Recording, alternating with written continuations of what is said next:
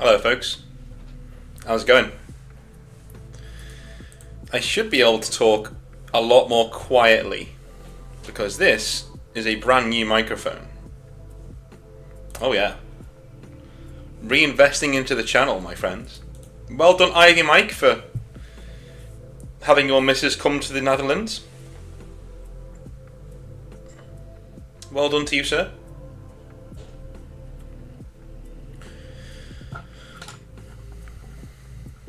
Hope she's a good girl. Hi Justin. How's it going, man? Mr. Hyde, Jim Jitsu, long time guy. Nice to see you back again. Giddy, how's it going, man? Ivy Mike with his new squeeze, or his old squeeze that he is arriving in his country. Well done to you, sir. Matthias, how's it going, man? Durdu, how's it going? Sergio. Den Bosch, huh?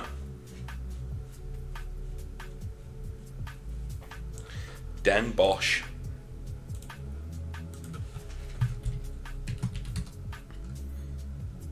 Has she been there before?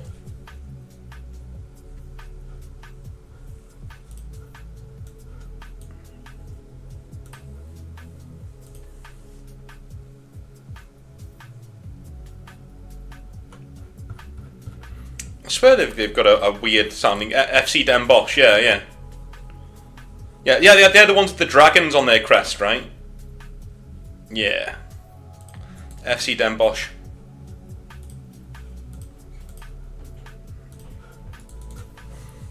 Hey Supernova, how's it going, man? Thank you very much. I can now do my camera now that you're leaving. Thank you.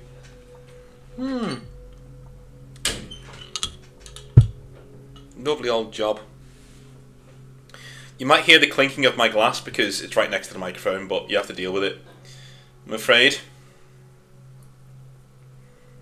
Weekend's going well, man. Thank you. Weekend's going well. All good. We have a few things on the docket for today, and I quite like the fact that I don't have to talk loudly. But I'm trying to get used to the fact that I don't have to talk loudly because it's weird. It's weird to me. Because my old mic was right next to my face, but I still had to talk quite loudly. This one, if I talk above what I'm talking now, it's like deafening. So, yeah, there's that. There is that. There is also an echo feature on here too, which I can switch on and off at will, which is quite cool.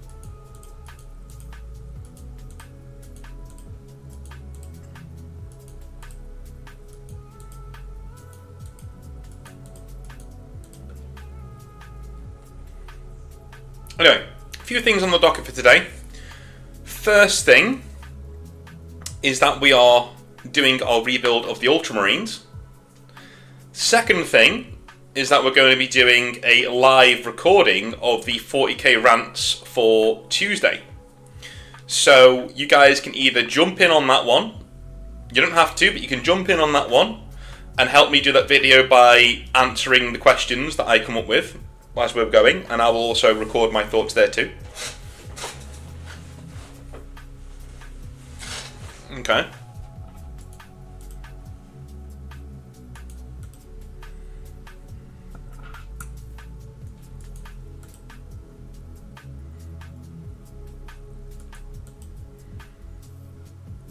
That's what we're going to be doing anyway. So first of all, it is the rebuilding of the Ultramarines, and then we're going to be going into the live Ultramarines video. So maybe the rebuilding of the Ultramarines will wet your whistle. So when I record the Ultramarines video, you'll have some ideas. But the Ultramarines video that we will be recording live later has a brief, and it is this. Why is it cool to hate the Ultramarines? And it's okay to stand up for the Ultramarines when we do that as well. That's fine. I don't mind that at all.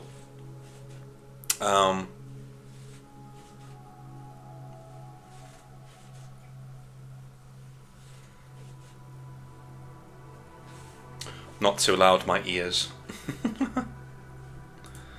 I'm being as quiet as I can. Maybe if I do this, how's that? Is that better? Or is that too low now? Let me know.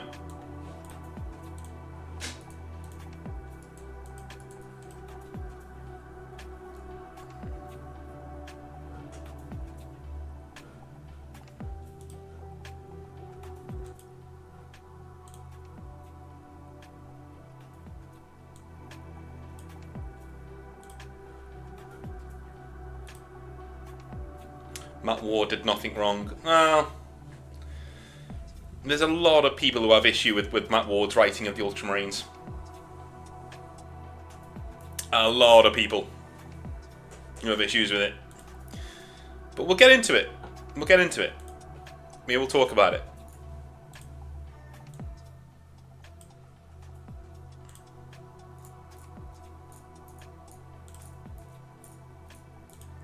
I'm very muted.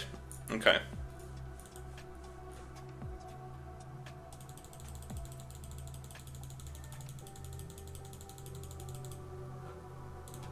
How's that? Should be nicer now. Should be good now.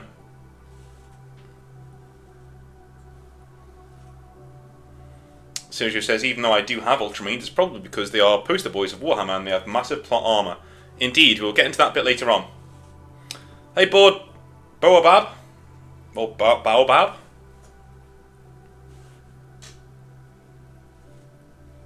$30k Ultramarines are fine. 40k though, yeah, we're going to get into that. Well, hold your thoughts for now, because we'll be needing those a bit later on.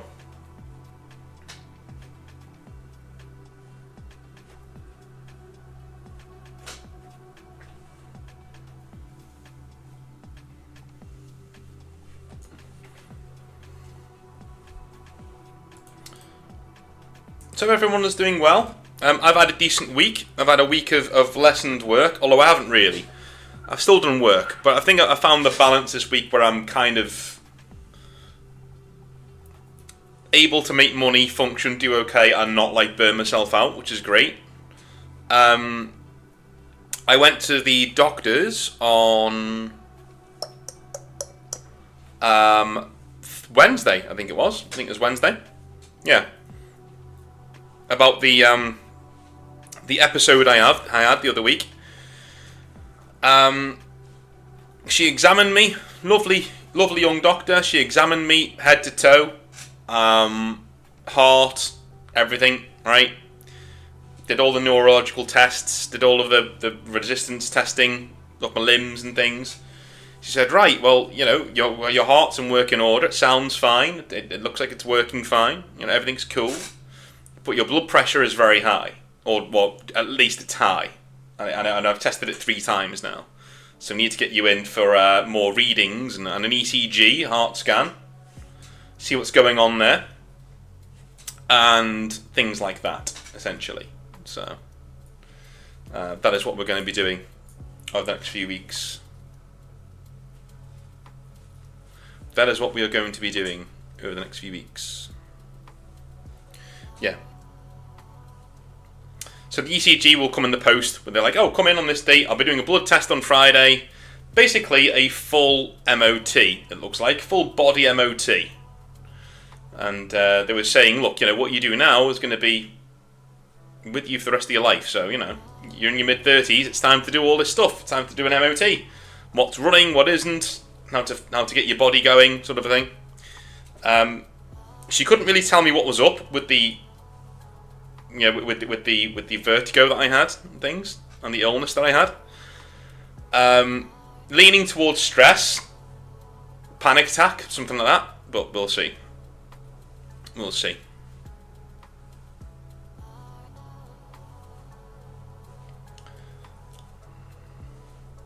Dirty says, by the way, I finally decided on my first full army and almost immediately found a good deal on eBay. Nurgle works in mysterious ways. Very nice. Very nice.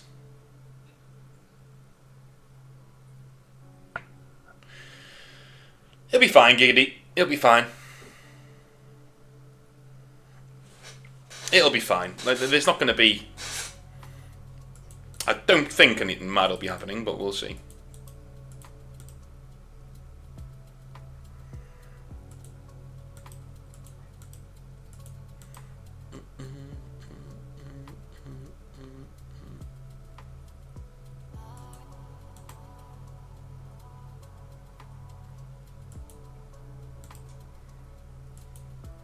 Okay.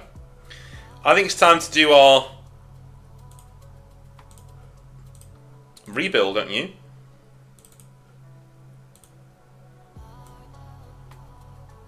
Alrighty. So, Ultramarines time. Okay. We start this off the same way every week. And that is that we know that the Emperor sent the Primarchs out, at least in the Exile verse. He sent the Primarchs out knowingly. The Chaos Gods didn't just zap away the Primarchs. That'd be ridiculous, right? No. He sent them out as babies in their capsules, in their pods, with the express intention of taking certain worlds in the galaxy before he even arrives. So what is on Macragge that the Emperor needs? What is on Macragge that the Emperor actually needs? Why did he send Guilliman's pod all the way over to the eastern parts of the galaxy? What is on Macragge? It's on Macragge that the Emperor needs. Why is G-Man sent there?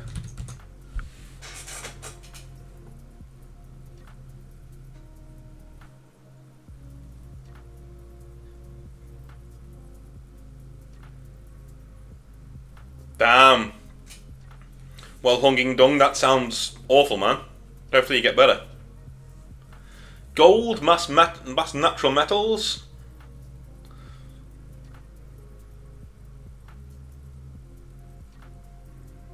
How come some of them go to the wrong world then? Well, they haven't so far.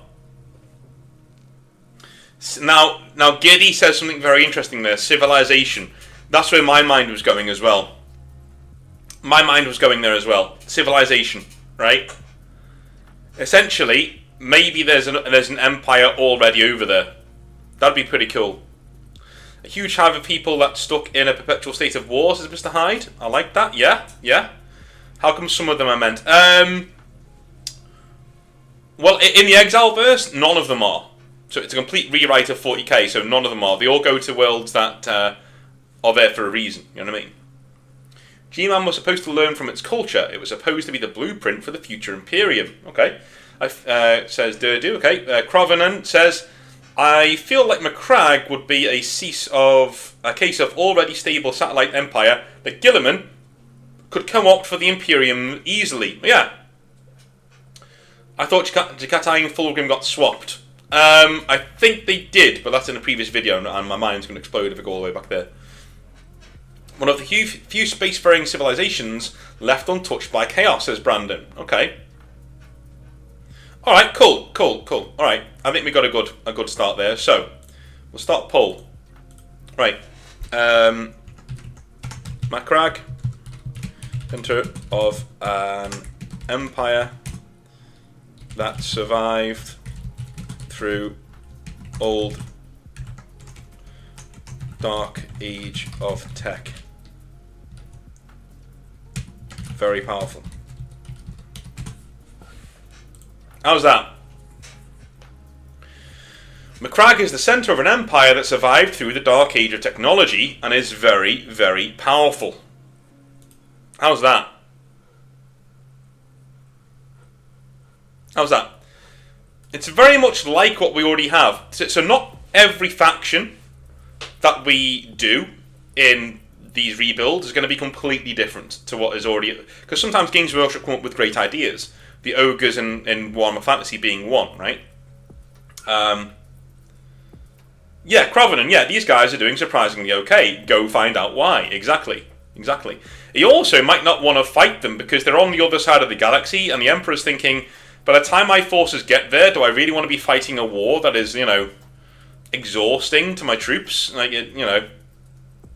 maybe if Guilliman's already there, he already rules it. But it's a mess and he organises the mess. Yes. I think that'd be a good way of doing it.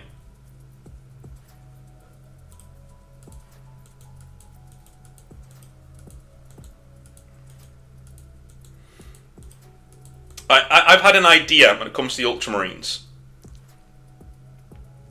Alright? And that pole there. My idea for Macragge, and the kind of place that it is, the kind of place Ultramar is, right? Ultramar is extremely feudal. And I would like to take Ultramar and make them into night worlds. So these feudal families all have imperial knights running around, and larger things besides, fighting each other. It's literally Battletech. It's 40k Battletech in Macragge. That's what it is. So it's this massive big empire. You know, an emperor's there with loads of like imperial knights fighting for him. But there's always interscene conflicts. There's always civil wars. And when Guilliman gets there, there's a civil war that's been going on for centuries. Really, really, really, really devastating civil war. Because the resources in Macragge and Ultramar are vast. It's a very rich area of space with very rich worlds. So we have a feudal society based on Imperial Knight technology, and that's the society that Guilliman is there. Because right now, Macragge is just basically Rome, right? In King's Workshop's eyes, it's basically Rome. Space Rome, right? We're going to blend that Romanness down a bit and say, no, how about we make it more feudal? Because feudal fits in with the rest of 40k a lot better than just Space Rome, right? A lot better. So how about that? That's my take, right? So, Ultramar is battle tech like Imperial Knights, nobility, fighting civil wars in a massive empire.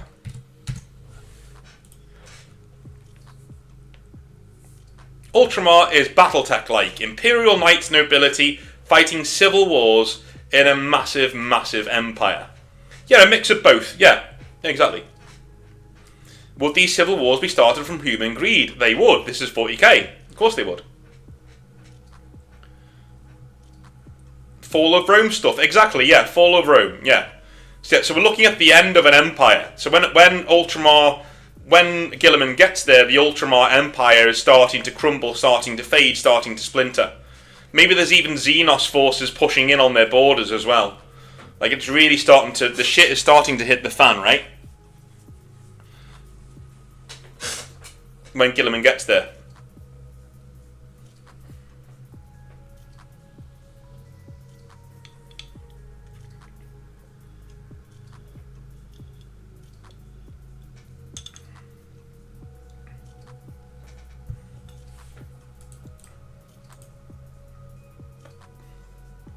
Alright.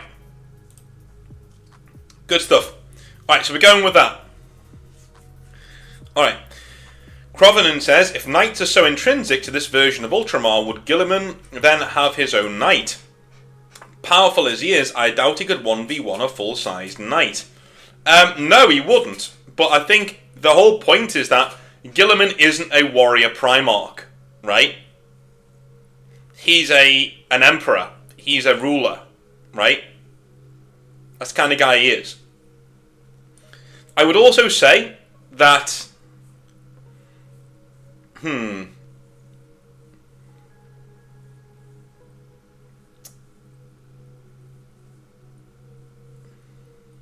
Orc should be there, yeah. Proverbial barbarians at the gates, yeah. Exactly, yeah.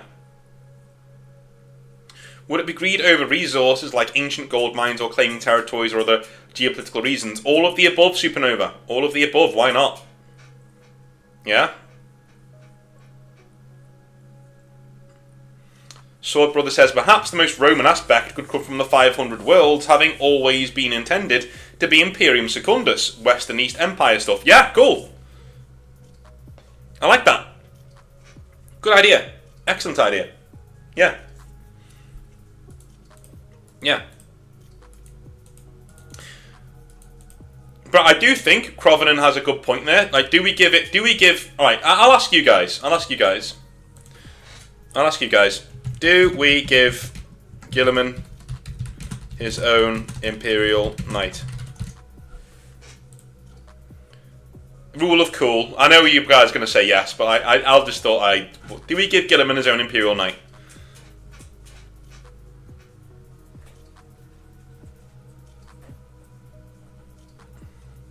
He's Augustus, not Julius. Yeah. Says well hung and dung. Yeah, that's a good way of putting it.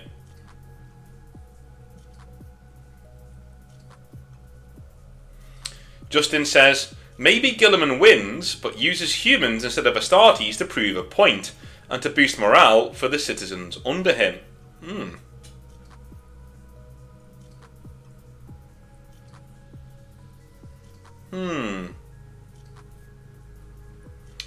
His own knight class, but not his own knight. Okay, yeah, no, I get you. I'm with you on that one. Yeah. Yeah. Give him a bodyguard of knights. Oh, I'm ending the poll. That's a fucking good. That's a good idea. That's what we're gonna do. Guilliman has his own bodyguard of knights, but what I would say is that Guilliman. I love that idea of him using humans. So maybe Guilliman has a core of like Imperial Knights because he needs them because his family Conor had, Imperial Knights. But on the flip side, he uses humans mostly as these like mental dudes like the SAS with the aeroplanes in Africa, right? Going into Imperial Knights when they're being repaired in depots and blowing them up, right? He makes a point saying it's human ingenuity that is what we should be striving for here, not vast pieces of technology. You've lost the point. You've missed the point, guys. The technology isn't the point. The human spirit's the point. Look what we can do. Yeah, your technology's really good until I blow it up when you're fueling it up. Alright? I think that's what he should do. And in doing that, he wins the people onto his side, starts to end the wars, and he's a Primarch, right? People naturally are ingrained to like him and go along with him, so eventually he becomes the ruler of Ultramar, right? One thing I never liked, he never took the title of Emperor. So,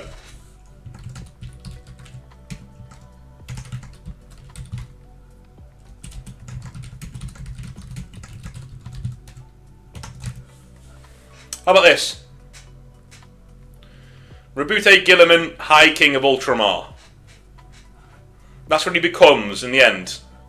That's what he does. That's what he becomes. He unites Ultramar. Essentially, he succeeds in his purpose. He's over there to unite them, and he does that, right? He uses the people, reorganizes the state.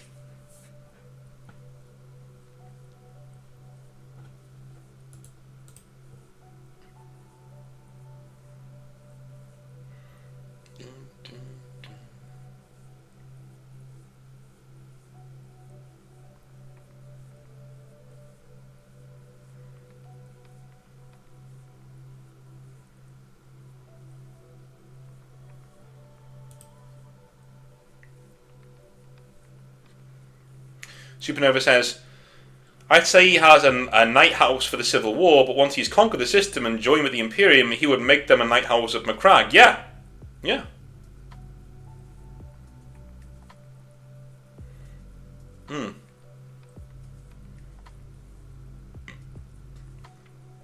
Crovenant, that's a great idea, but we are going into the weeds. This is what I do, right? I stopped him veering too far off into details that we don't need to be. That can be in your headcanon, yeah, definitely. And it's in mine as well. It's a really good idea, but we don't need to be going so far off into details like that. Okay. So that's when the Emperor finds him, that's what he's doing, right? He's the High King of Macragge. He's doing very well. Doing well for himself. Okay. What does he do? What does he do in terms of the Great Crusade? Well, the Great Crusade, do we change much about the Legion as well? That's another thing. That's another thing. Do we make the Legion of Ultramarines more feudal. Less Roman, more feudal. More knightly in their aesthetic. You know? We've got one in the Dark Angels. We could always use another one. We don't. I've always been a big believer of not really needing the Roman aesthetic. It's far too on the nose. Space Knights are cool, and it would also link into the Imperial Knights quite a lot too. So do we make them more feudal? Do we make them more, you know? Justin said, Richard Sharp if he was 12 feet tall. Now I want a Sean Bean Guilliman. During the Crusade, he is the one to make sure that the world integrate into the Empire. Yeah, that'd be cool.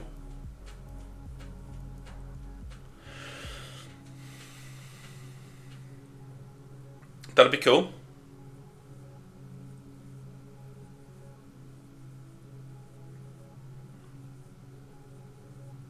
Alright, people saying no to feudalism. Okay, okay. So basically what we're doing is we're maybe Guilliman instead, he sees the feudalism that was there in the in Ultramar, and he moves away from it when he's the sole ruler, right? So he establishes a senate, he establishes different things like that, so we can start incorporating more Roman things if that's what you want to do. That'd be cool. Byzantine, Eastern Roman Empire. Yeah, okay, okay, all right. So he's the High King, like an emperor-like figure, but he has people ruling the empire for him. Okay.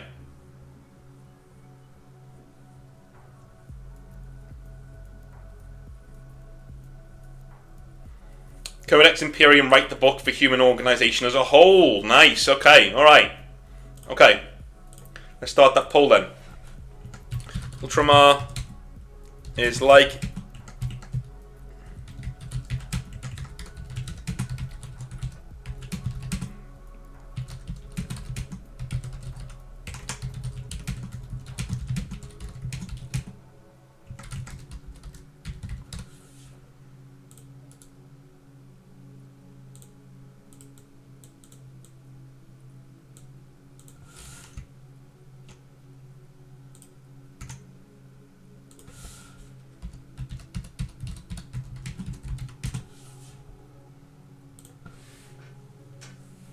Alright, so Ultramar is kind of like the Byzantine Empire. It's full of intrigue.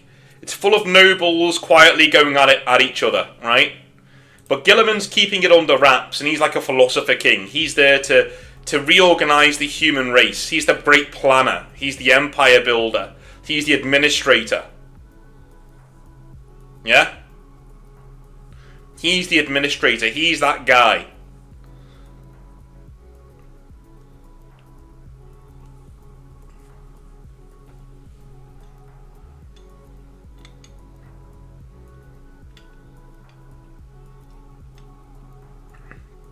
Seems like the perfect place for Tzeentch corruption.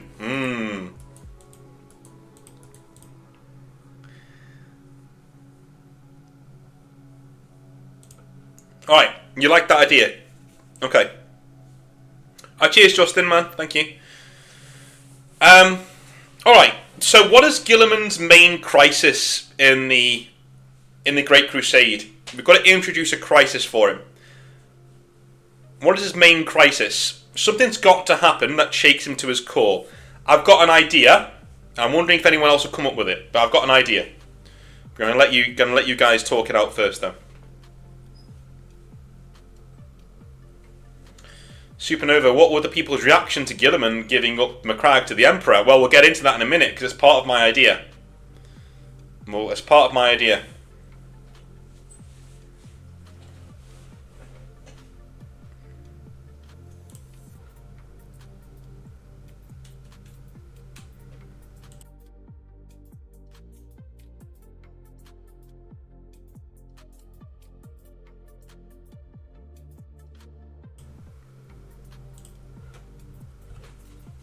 I almost feel like the fact that he's brought stability to his homeworld explains his excellence at being a general, says Mr. Hyde. Yeah, it does. It does.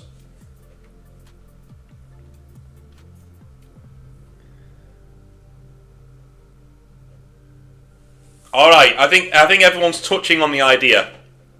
Right? Okay. So here's my idea. Him giving up the Empire to the Imperium, to the Emperor, essentially breeds a lot of discontent.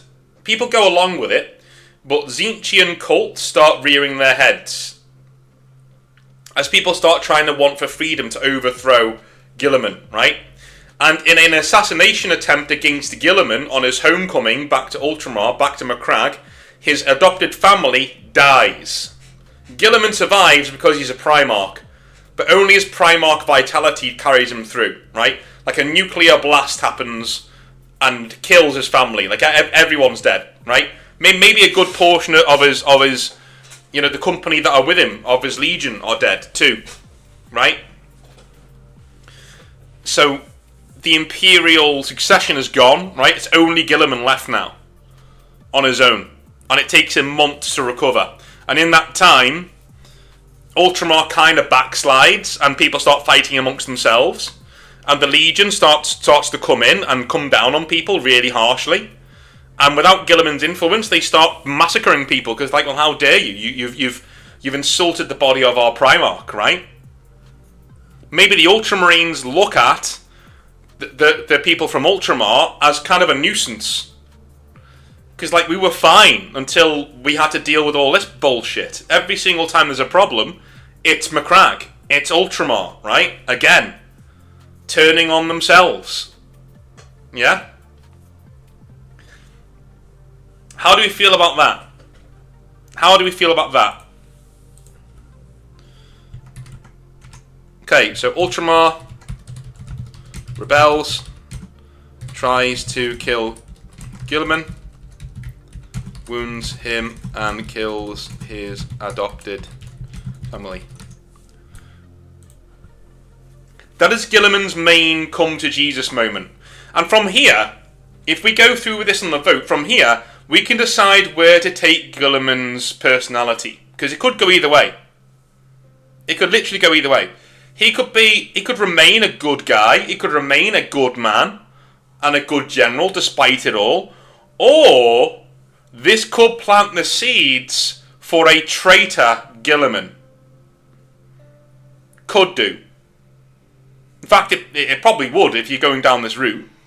Right? But this does give us a branching off point that is very nice and very neat. It is a big crisis in Guilliman's psyche, right?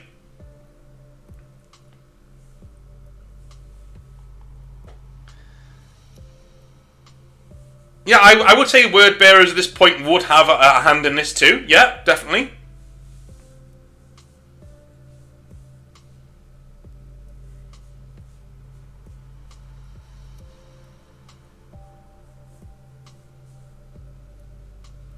Very Injustice Superman vibes. Yeah.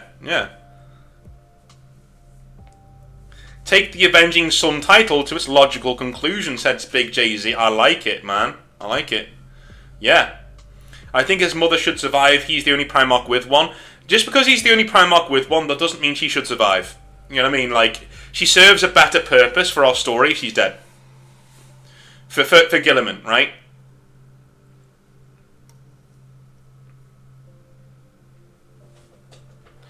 Alright.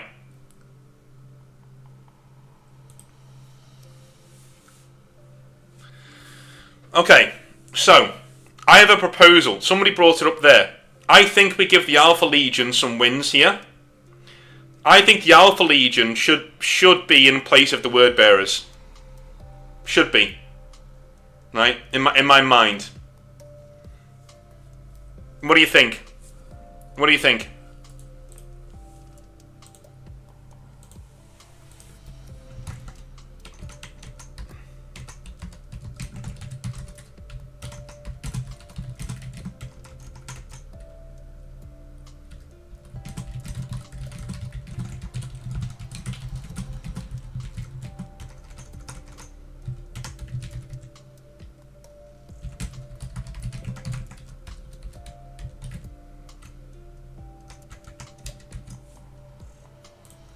Should the Alpha Legion be taking down Ultramar from the inside?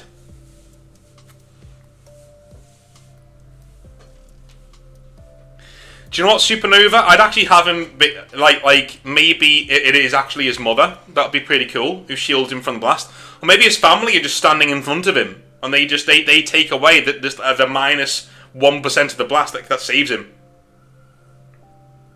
You know.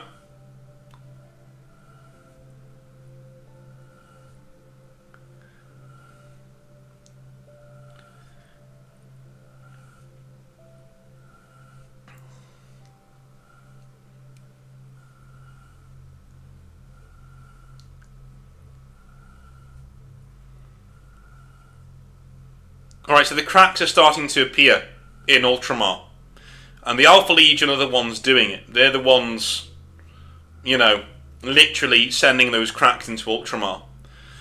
But are the Alpha Legion even traitors at this point? Or are they, in a sick way, using Ultramar as like a training ground? You know what I mean? It's like to, like, train into how to break apart an empire of this size? I don't know.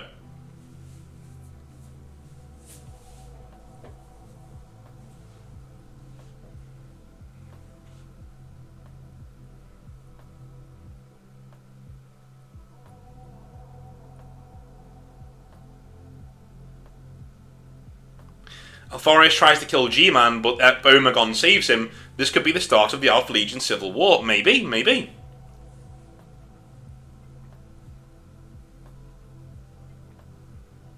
Maybe. Alright. So it is the Alpha Legion who replace... The Alpha Legion replace the Word Bearers. So it's the Alpha Legion who are fucking with Ultramar here. They're bringing down this empire from within. And here, I've got a very controversial idea. I have a very controversial idea. Right? Alpharius is sent by the Emperor. Not to destroy Ultramar, but he sees Ultramar becoming very powerful, almost like an Imperium Secundus. Wink, wink. And so Alpharius is actually sent to sabotage it from within, slightly, you know, or he's sent by the Emperor to just kind of calm down the rampant conquests of Guilliman, right? Just to calm things down, maybe put a few obstacles in his way, right? Just to rein him in a little bit. And Alpharius takes those orders from the Emperor and says, "I now have carte blanche to fuck with this place as much as I want, and basically use Ultramar as a training ground to hone the subterfuge abilities of my legion." And that's what he does, right? For like 50 years to 100 years, he fucks with Guilliman. Essentially, he fucks with Ultramar, right? And all the Emperor sees from the other side of the galaxy is the plan working, right? Ultramar stops growing. He hears a bit of discontent over there, but it's on the other side of the galaxy. You can't really do anything about it, right? Can't call them back now, right? He sent them over there. He sent Alpharius over there, right? Maybe it's part of it, Supernova. Yeah, maybe he's also sent over there to see if it's actually worthy of being a fallback point, right? But of course, Alpharius takes that a bit too far because he's Alpharius, right? And he starts getting very arrogant about staying one step ahead of Guilliman. And the fact that the only reason, we can put this into the story too, the only reason Guilliman never catches him is because Alpharius uses the one blind spot Guilliman has: family. Guilliman's only blind spot is family. Because he's brought up by such good people, he just assumes the Emperor and his brothers have his best interests at heart and wouldn't do something like this to him. It's his one blind spot. And no one will say it to him. Even some of his commanders are kind of suspecting that there's Legion involvement here, right? Another Legion screwing with us here. But no one will say it to him. Because they're like, well, what if we're wrong, right? We've just called the Legion into disrepute. The honour of the Legion into disrepute. We can't do that, right? So the one blind spot Guilliman has is my brothers wouldn't do this to me. The Emperor wouldn't do this to me, right? It's the one thing he never considers. He looks for enemies everywhere. Absolutely everywhere. but can't seem to find them. Because he's not looking in the right places. Alright.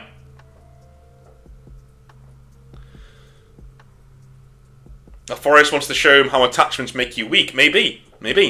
Maybe Horace even tells him. Yeah. Yeah, Horace is like, by the way. Yeah. So, the Ultramarines in the Exileverse should be the most devastating legion, but they're sabotaged literally from the off, right? So they are expanding. Ultramar's still expanding. The Imperium's still expanding because Guilliman's expanding it in the east. But it's not going as quickly as it could because the Emperor fears what Ultramar might become. So he sends Alfarius over there to just slow things down, right? To put blocks in Guilliman's way.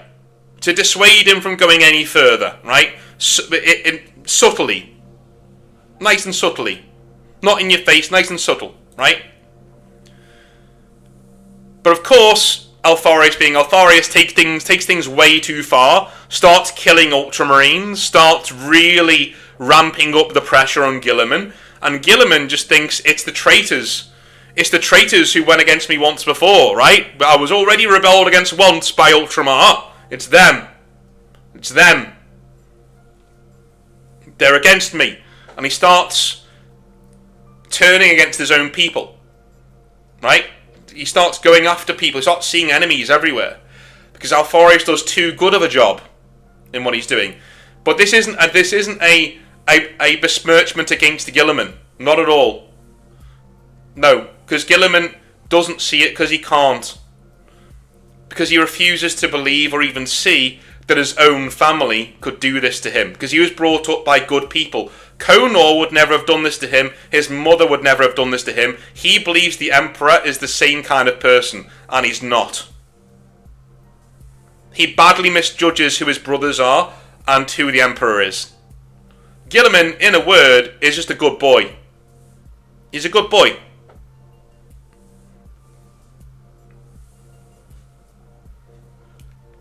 Alright. Okay.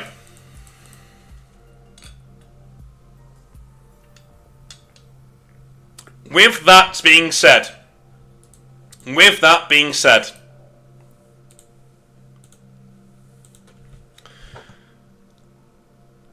how does Guilliman find out about the betrayal? How does Guilliman find out the Emperor's been playing him? I think Big Jay-Z said it before. Like Horace tells him when you know, as the Horus Heresy starting to break out, he just tells him and gives him proof, right? So in my mind, I have this in my head, right? Horace tells Guilliman what the Emperor's done, and Guilliman doesn't believe him, of course, right? Then Alfarius comes into the room. Yeah? Alfarius comes into the room. And Horace says, Alfarius, show him. And Alfarius lays it out for Guilliman. Here's how I duped you for 100 years. And you never saw it coming. Because Alfarius would love this. He would love this. It says, here's how I duped you for 100 years, Guilliman. That empire you could have had that could have been 10 times larger. You know, here's why it didn't grow. I sabotaged you under the Emperor's orders. You were meant to grow, sure, but you weren't meant to rival father. You made the mistake of being too successful. Yeah? How's that? How's that? Yeah, Bort says Alfarius tells him because Alfarius loves bragging about how smart he is. Yeah, we do both. Horace tells him, Guilliman doesn't believe him. Horace brings in Alfarius who shows him proof. Shows him proof. Right? So, now we are at a fork in the road, ladies and gentlemen. We are at a fork in the road. Okay. That would be the most devious PowerPoint presentation. Yeah, here is how you're a dick. Alright. We are at a fork in the road. knowing what we know, knowing what you've been told, does Guilliman turn traitor? I'm going to leave this question on for quite a while. Knowing what you know now, does Guilliman stay steadfast? Wouldn't it be an amazing character moment for Guilliman to say, okay, fine, but you guys can suck my balls? Do you know what I mean?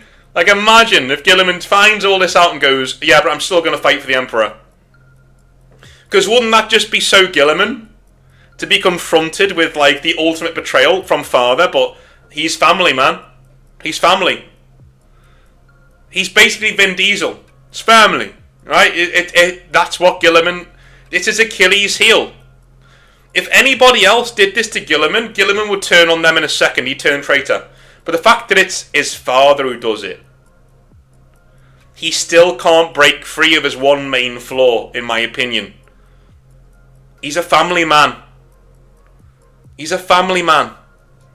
I'm not going to turn against Dad. Right?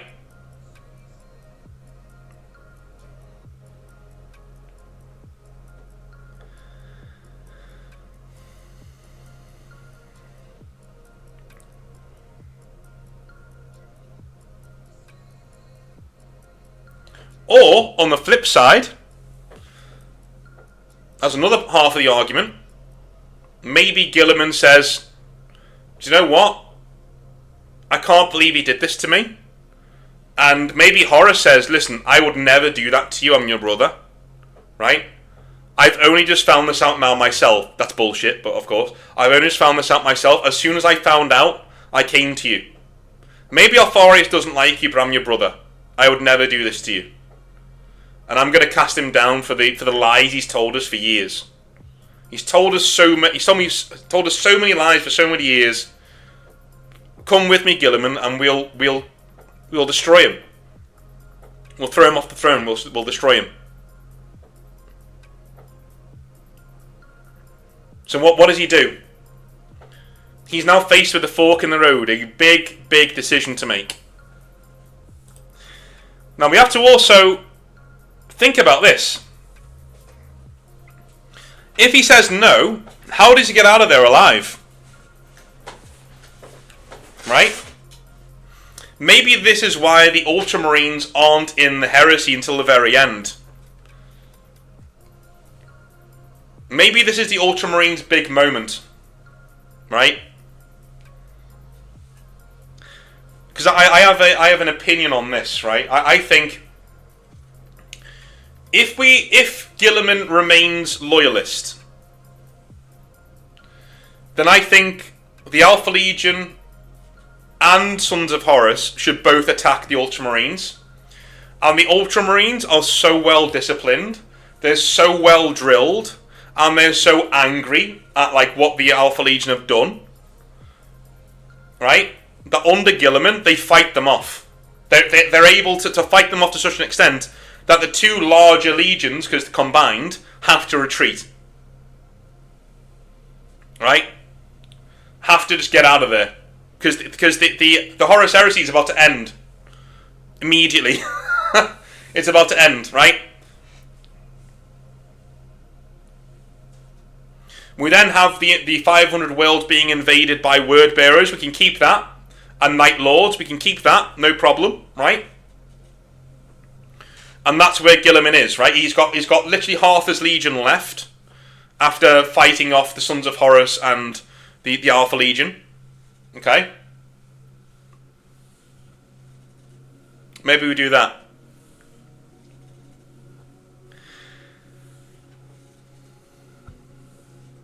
Well, that's it, do. Yeah, I was kind of hoping he might turn traitor. But, 76 to 24, that's a big swing. That's a big swing. I'll let it go to 5 minutes.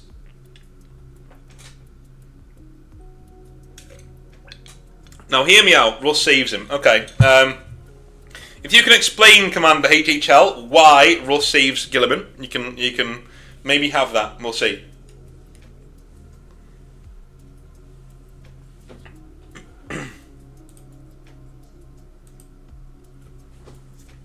Maybe Horus calls in Night Lords and Word Bearers as reinforcements, or they swap positions to prepare for the Siege of Terror.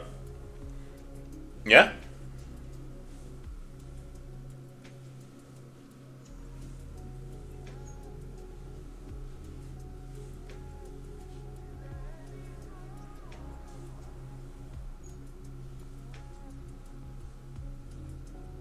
Alright. So he remains loyal. He remains loyal. And the three legions fight.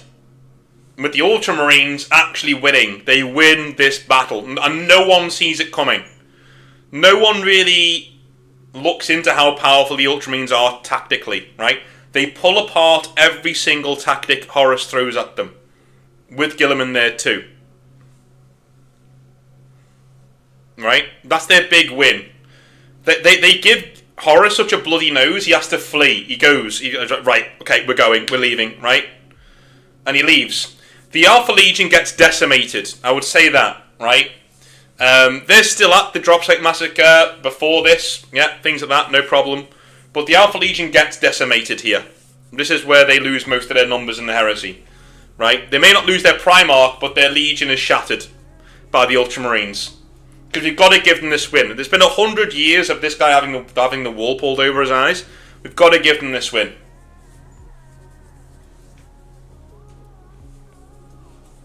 Shemek, you really don't like Guilliman, do you? How does he get away? They obviously had a well-drilled regime for such a scenario. Guilliman just says something like, scenario 142734, initiate. Yeah, exactly, yeah.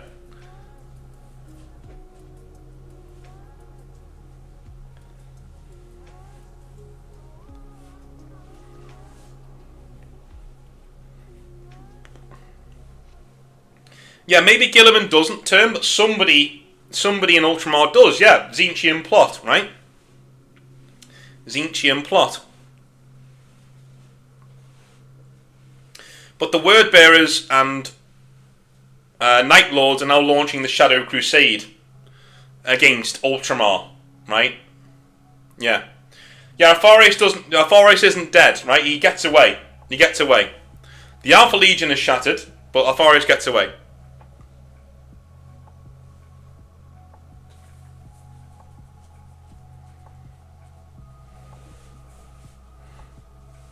So these events would need to be before the Drop Site Massacre, right? Okay. How do we do this? Yeah, these events are before the Drop Site Massacre. So before the Drop Site Massacre takes place, this happens, right? Guilliman tries to get this guy on his side, it fails, and they go, right, well, since that's the case, we're going to East Van, we need to get out of here right now. I need to get these numbers down of these forces, right? He throws the Night Lords and the Word Bearers at the Ultramarines. You know?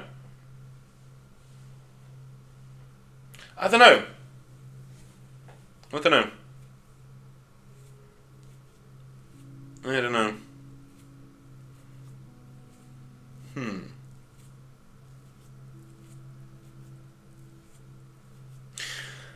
Okay, I've got it.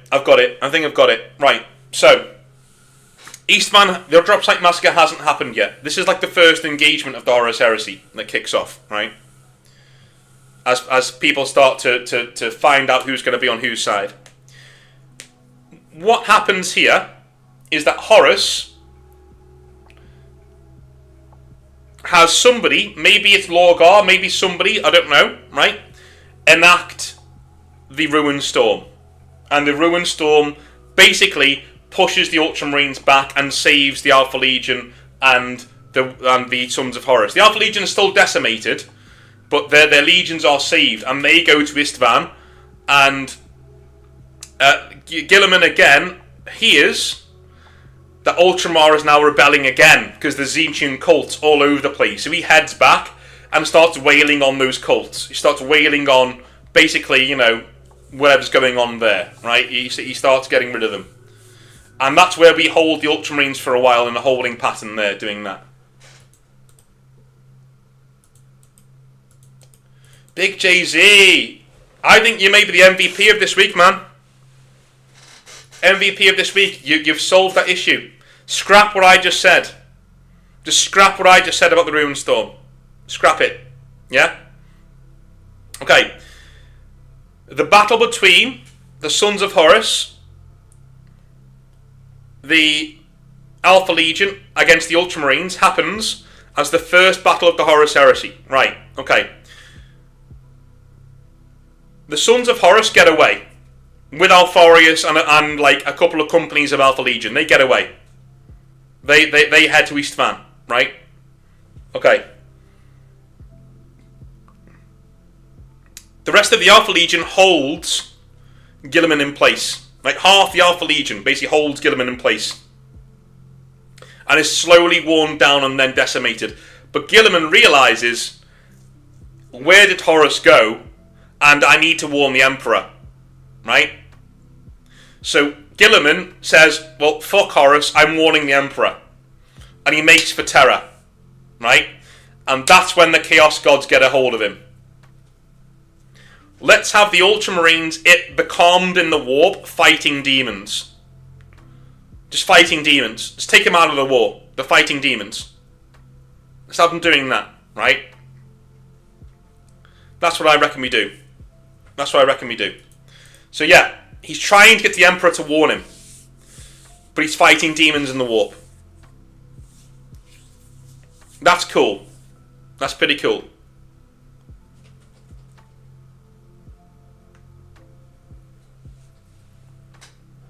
That's pretty cool.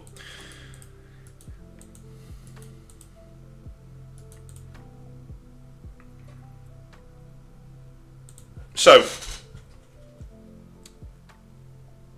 just so you all can see, Horus and Alfarius versus Guilliman starts Heresy. Horus and Alfarius flee to Istvan, where Alfarius tends to be loyalist.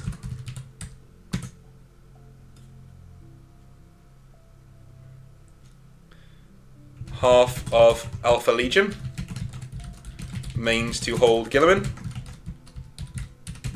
Fails. And Guilliman heads to Terra. Guilliman, becalmed in warp, fights demons for 3 years. And that's where we are right now. So Horus and Alfarius versus Guilliman starts the Heresy, because everyone needs to know which way Guilliman's going to swing. His legion's that big. Horus and Alfarius flee to Istvan, where Alfarius infiltrates and pretends to be a loyalist, right? Half of the Alpha Legion though remains to hold Guilliman in place, but it fails and Guilliman heads to Terra. But he's becalmed in the warp by the gods of chaos and fights demons for around 3 years in the warp. Alright.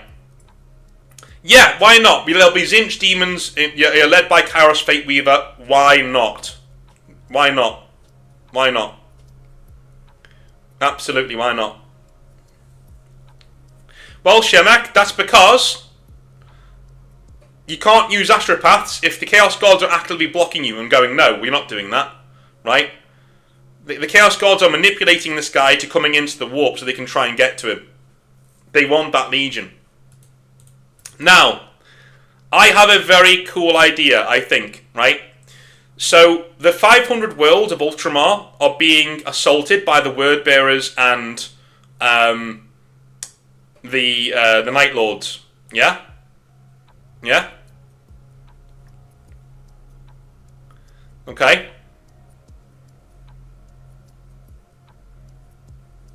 So, to try and break the resistance of the 500 worlds, which are still resisting, Erebus tries to summon the Ruin Storm, and he succeeds. But whoopsie, what does he summon out the warp? The fucking Ultramarines Legion. I just want that moment. I want that moment, right? So, Erebus pisses off Tzeentch somehow when he does Ruinstorm. It releases Ultramarines and G-Man.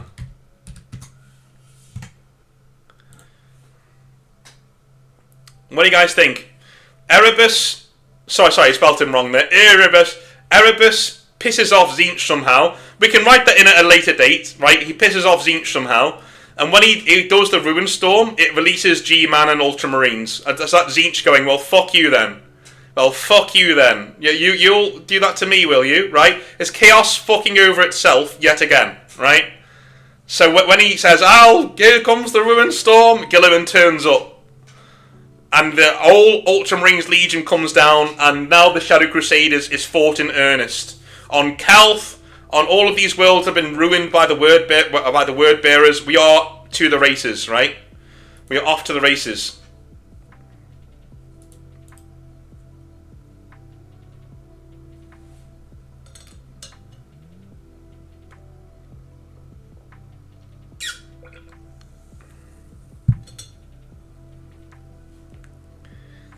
All right.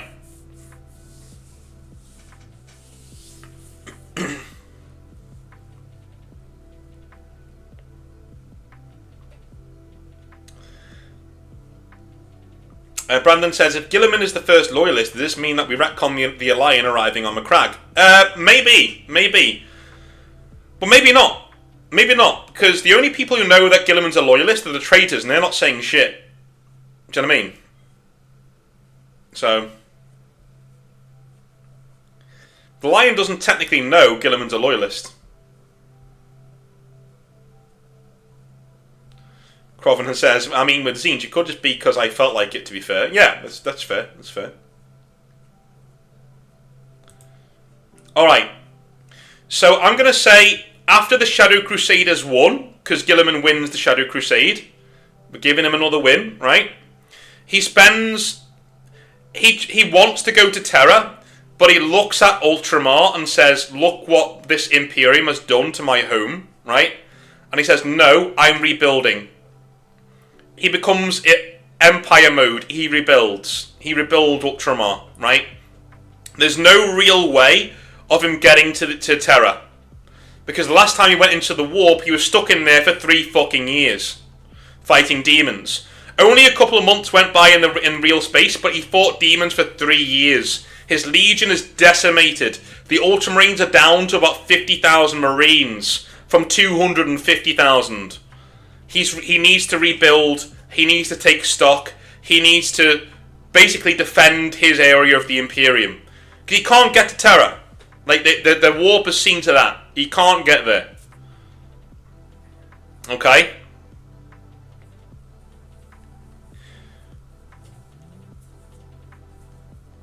I'm going to say, towards the end of this story, Guilliman goes to he actually buries his family.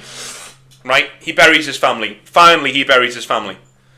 He goes and scatters their ashes or something and sits there and meditates and talks to the people in his legion, his upper staff, right?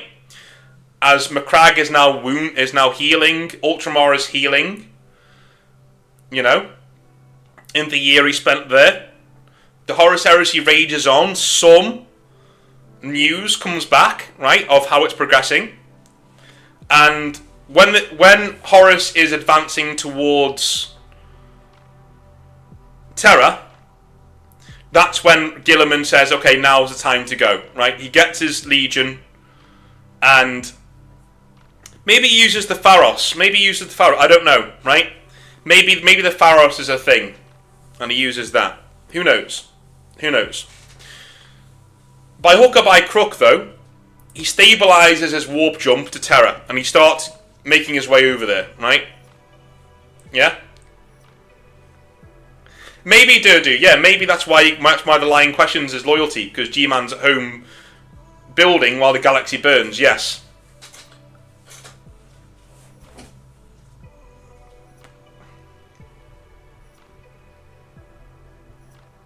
Maybe. Maybe. Can anybody remember whether we did Imperium Secundus in the Sanguinius video? We've done the Lion and Sanguinius. Did we do Imperium Secundus?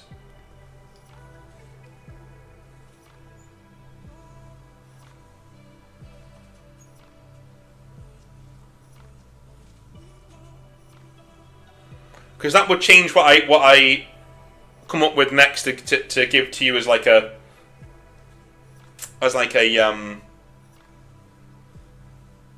option to go with or not. Let me know. I can't remember if we did or not.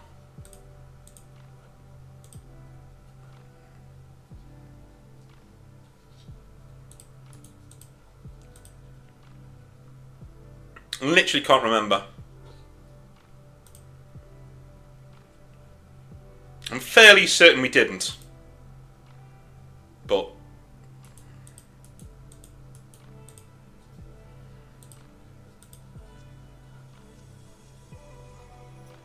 I'm pretty sure we did. Okay.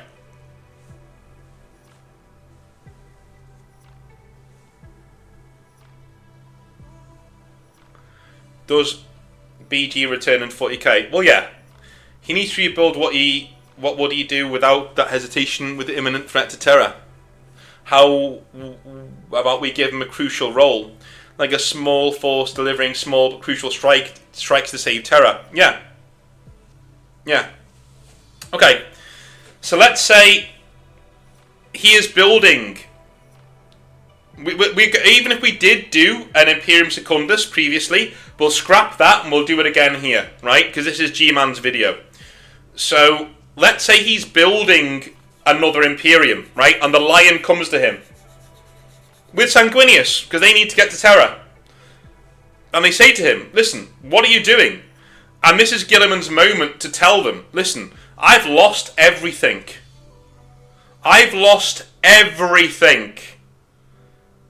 Unlike you guys, I had a family to lose.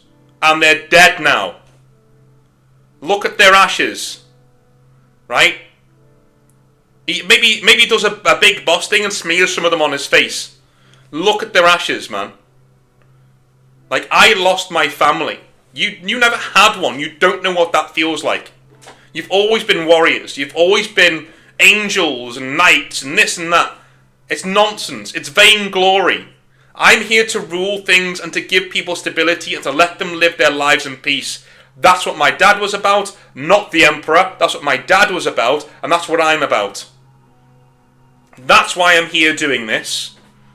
And that's why I couldn't give a shit what happens to you or your Emperor, to be honest with you. I think that should be Guilliman's... That should be Guilliman's attitude, right? I'm done with this. You guys can play God all you want. I'm done. I'm with the common people, and I'll rule them and make sure they're okay. And if all of your gods come over here, I'll fuck them off too. I beat Horus. None of you can say that. I beat Horus. I beat Altharius as well. None of you can say that. Right? That's what he should say. But I think what should get over to Guilliman, right, is Sanguinius. The Lion just leaves. The Lion goes, fuck this traitor, and leaves, right? But it's Sanguinius who says to Guilliman, even if you don't trust Father anymore, you have to know that him being in charge and defeating this evil is far more important than what happened to you. I'm sorry, but it is. Right? What do you think will happen to Ultramar if he loses? If Father loses? Maybe Sanguinius shares a vision with him. Says, this is what will happen, I'll show you. And shares with him a vision. Says, that's what will happen. And, of course, Guilliman knows this is Sanguinius, he's not lying to me, right? Right? But Guilliman doesn't reply. It stops him for a bit and goes... Okay, but he doesn't reply. Sanguinius says, whatever you decide, you'll always be my brother. And I love you. Whatever you decide, if this is the last time we see each other, just know I understand and I accept your decision, whatever you decide. And he leaves. So we don't get an Imperium Secundus, but we do get a meeting of 3 Primarchs. 3 Loyalist Primarchs. Right? Whilst they're on their way to Terra. Guilliman, after a while of some soul searching, agrees and says, right, okay, fine. And he goes. And he goes to Terra. I love the fact that we're not saying that there's something stopping Guilliman from going to Terra. He makes the decision himself. Right? There's no ruin storm stopping him. You know? By this stage, the gods of chaos are pretty much... You know, they have other things on their mind stopping 50,000 Marines from reaching Terra, right? Do you know what I mean? So they're not going to stop him from getting to Terra. He doesn't know that, of course, right? It's still a very brave thing for him to do, to re-enter the warp after what happened last time. But he sees the Ultramarines and Dark Angels moving through the warp, so he's like, okay, well, now I can travel through the warp. But he decides not to go to Terra, right? Originally, he decides not to go to Terra. And when... Even the reader should be like, why, Guilliman? Go to Terra. What the fuck are you doing? But the Lion and Sanguinius coming to Ultramar and Macragge lets us hear from Guilliman, and he tells us why, and it's very understandable. Right? But in the end, he says, no, Sanguinius is right. Even if I don't like the Emperor, even if I don't want to fight for him, this is something that has to be done. Not something that I want to do, but it has to be done. For the good of the galaxy, it has to be done. Right? And he goes. And he gets there too late.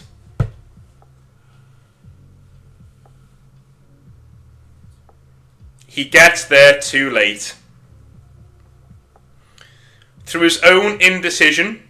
And you know what makes him get there too late? Family. Again. It is main flaw. It is main flaw. Family again. Right? A Primarch who fell out of love with his father, who didn't like his father anymore, so he said, fuck that. And it was his family, his brother, who got him to finally come back to the battle. But it was too late. It was too late. Yeah, Supernova, yeah, good one. Maybe Guilliman keeps his family's ashes in a small flask or jar as a reminder of where he comes from and what he's lost. I would go further than that. I would have him brand himself. You ever seen that picture of Big Boss where he's got half his face covered with ashes, right? I would have him superheat those ashes and put them on half of his face. That is like a hand mark or something. Right? But Guilliman gets there too late. And in his rage, he leads the, shall we say, the Scouring, right? He's one of the main leaders of the Scouring. And when Guilliman gets there, he says, listen, I am fucking sick of this. I am fucking sick of this, okay? Look at what you've done. Look at what you have done. And that's why he makes the Codex Astartes. That's why he makes the Codex Imperium. He sets things right. Like Kratos from God of War. Yeah, kind of like that, Sergio. Yeah. So.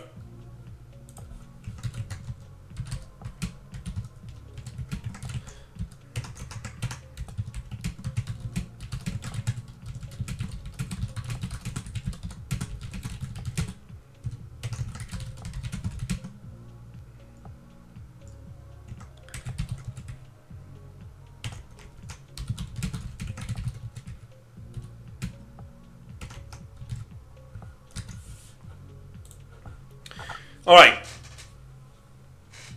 A tragic, flawed G-Man gets to Terra too late to help. But he does lead the Scouring. And he does write the Codex Astartes, and he writes the Codex Imperium. Somebody brought that up before. The Codex Imperium. How to live. He says, do you know what? Fuck it, I'll do it myself. I'll do it myself. I'll do it myself.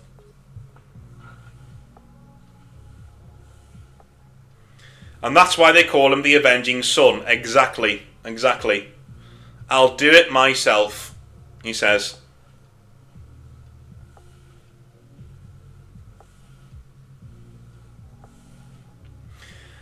I think that's a good point. I think a lot of the Ultramarines should be the, shall we say, the touchstones for Guilliman. When he's veering too far in one or the other direction, it's the Ultramarines who bring him back. Their loyalty, their honour, right, brings him back and says, okay, no, you're right, you know. Yeah. How about we create a grudge between Guilliman and the Lion due to that? First, G-Man almost becomes a traitor, and now his late arrival costs the Loyalists the entire war. Yeah, there should be Primarchs going, what, you just happened to turn up late, and now you're the one in charge? Because you've got the biggest legion left? Go fuck yourself. Yeah, there should be people like that. Lion should be one of those. Yeah.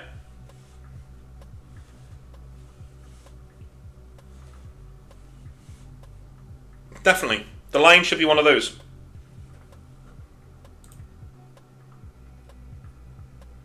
Alright. So, how does G-Man end up in Stasis? Hit me with your answers. How does he end up in Stasis? You can keep it the same if you want.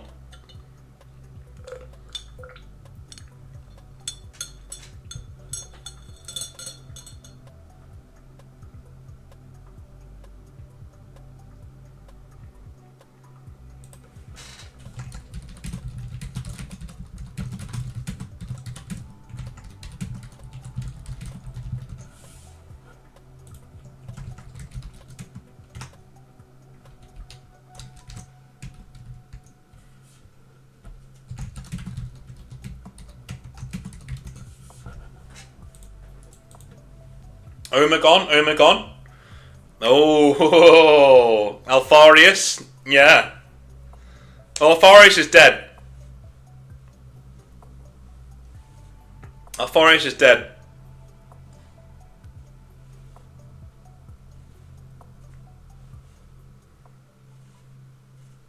It can't be Fulgrim, because Fulgrim's in the warp fighting Lehman Russ. They're punching each other in the face.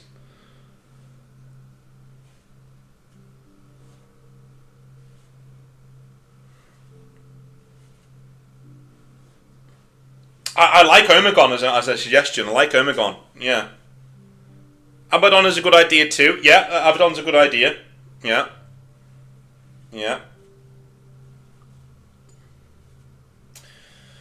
How about this?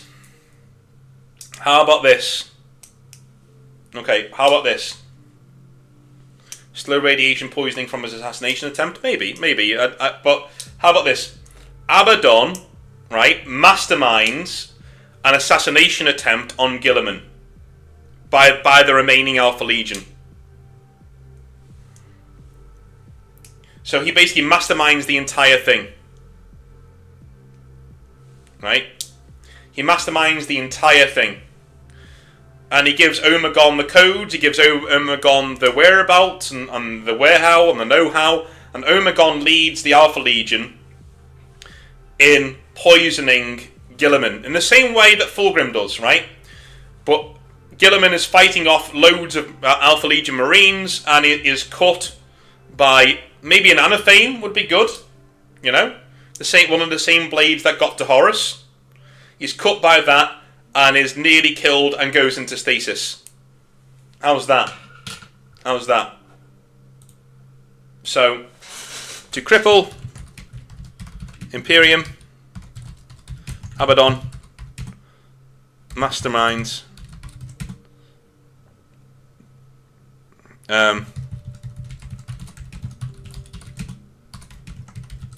by Omegon using methane blade.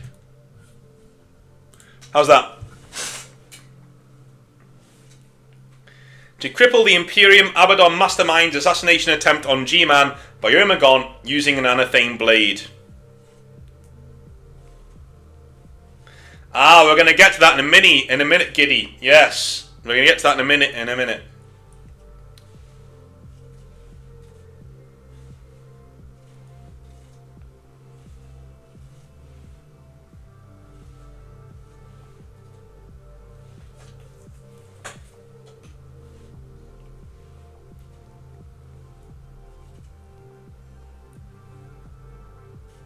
Oh, Shemak, that would absolutely break apart the Imperium. That would lead to another 3-hour video, man.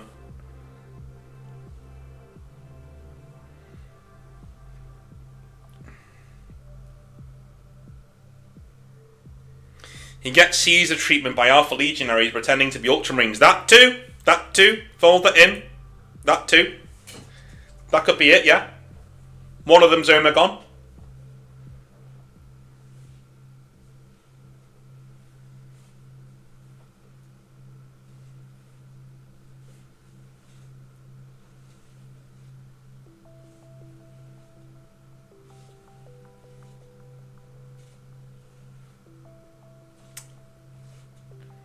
I thought Anathema was what the demons called the Emperor. Anathema.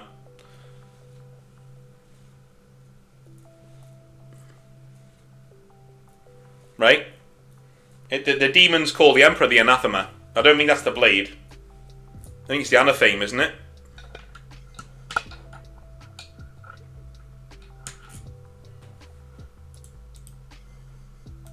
That's just the same thing.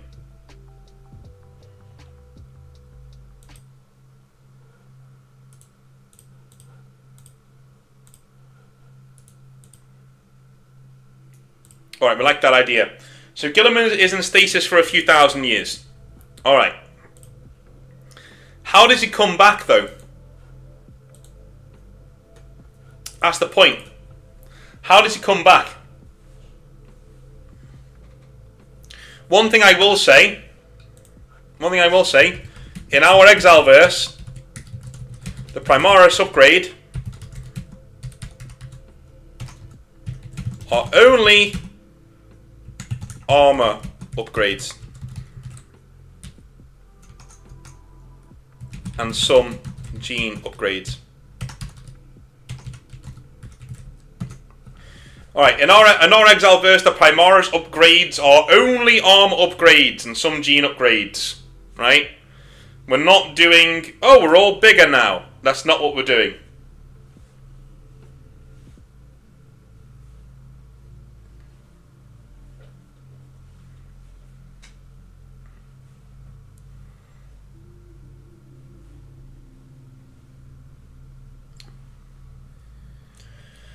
I think we're going to leave Evrain out of it, to be honest with you. I think Evrain can have her own video doing her own thing, independent of Guilliman. I don't think she's going to be a part of it.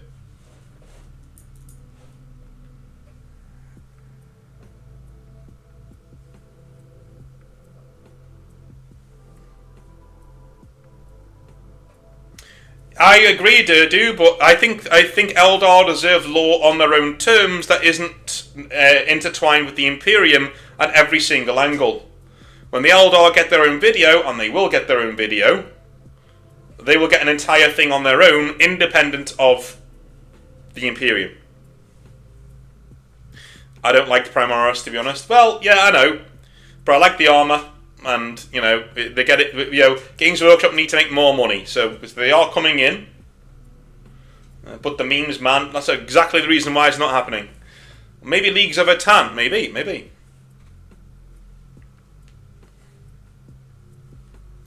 Alright, hear me out. Here's my idea. Alright. Here's my idea. I have two ideas. One of them Giddy's given to me, right? The first idea is that Guilliman was assassinated and killed by Omegon, who then took his place. Right? Think Solid Snake and Venom Snake. Sorry, Big Boss and Venom Snake. Yeah? Okay. And he does that not because not because he wants to, shall we say, end the Imperium. He actually wants to do a better job than Guilliman and fully believes he can do, so he removes him. He uses Abaddon to remove him. And now we have Guilliman / Omegon as the Lord Commander of the Imperium, right? Or, yeah, we have Belisarius Cawl link the Pharos to Guilliman's chambers in secret, right? So basically, his entire thing for Aeons is working out how to get the Pharos, which, we can make it on Macragge, why not? The Pharos is on Macragge, to link that to Guilliman's Stasis chamber. When he links it up, the Emperor talks to Guilliman, heals his wounds, and wakes him up. That's where we are. Okay. So, we'll do poll. Which happens?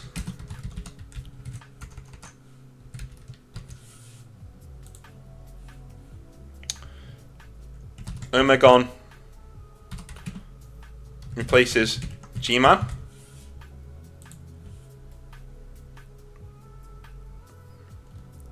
Pharos lets Emp wake G-Man up.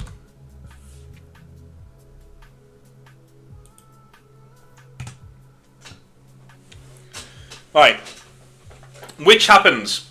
Does Omegon replace G-Man, but needs that big rest to basically take over his part? Or does the Pharos project being linked to G-Man's Stasis unit wake him up and heal his wounds?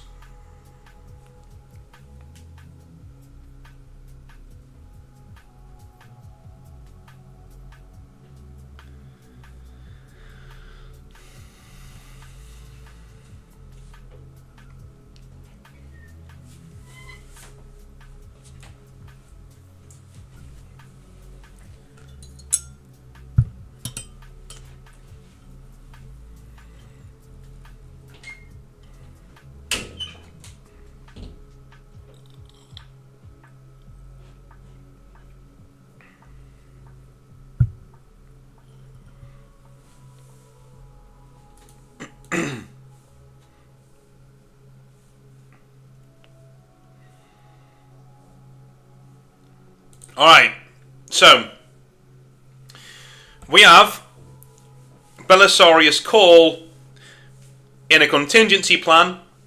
He links the power of the Pharos to Guilliman's Stasis chamber, and this allows the Emperor to communicate with Guilliman and heal his wounds. And essentially from here we have something very similar to what happened in the actual setting with the Alpha Legion, the Black Legion coming in to essentially finish off the Ultramarines and annihilate Ultramar. Guilliman wakes up, and we have the Indomitus Crusade, and off we go to the races, right? Off we go to the races. Alright. Okay. Alright. And that is Guilliman. That is the Ultramarines. Guilliman's back. I think Guilliman should be a darker version when he comes back.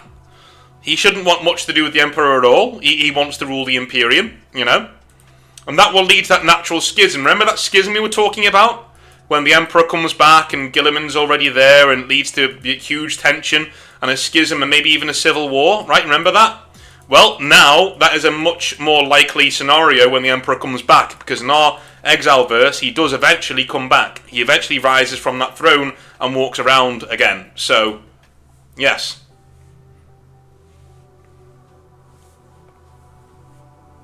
So there we are. That is Guilliman's story. Where it goes from here against the Emperor and against everybody else when things kick off is up to you. But right now, that is his story. That is his story.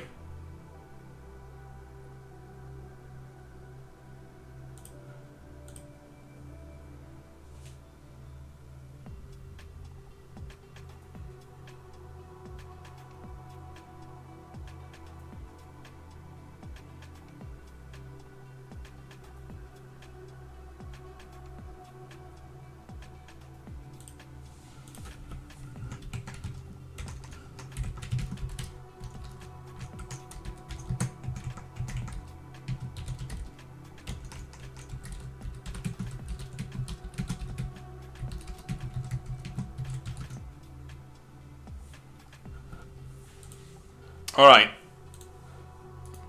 I'd say that's another one bites the dust. That's me.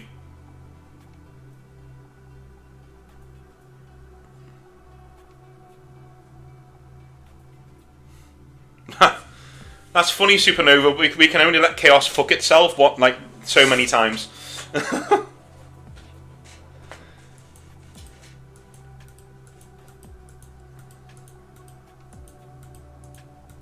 Exactly, you decide on the tabletop who wins. Exactly. Ultramarines or the Imperium as the Emperor's bringing it back. Exactly, that's what we should do. Tabletop. That's the way to do it. Alrighty.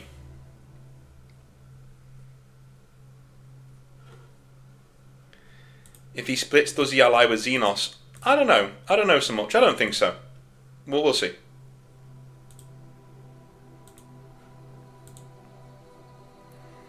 Alright, you guys let me know when you are ready. And we will go into our video recording. Now remember what your brief is. I wanted you to think about this whilst we did the rebuild.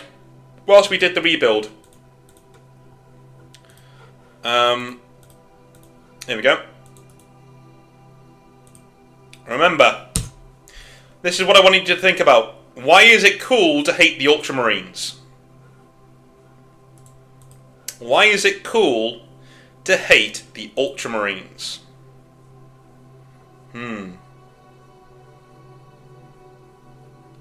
Let's record this together, shall we? You're already on the live stream. That's going to be on the channel, so if you say anything in chat, I might read it out as we go through, as we record this video together. We'll see. We shall see. Alright.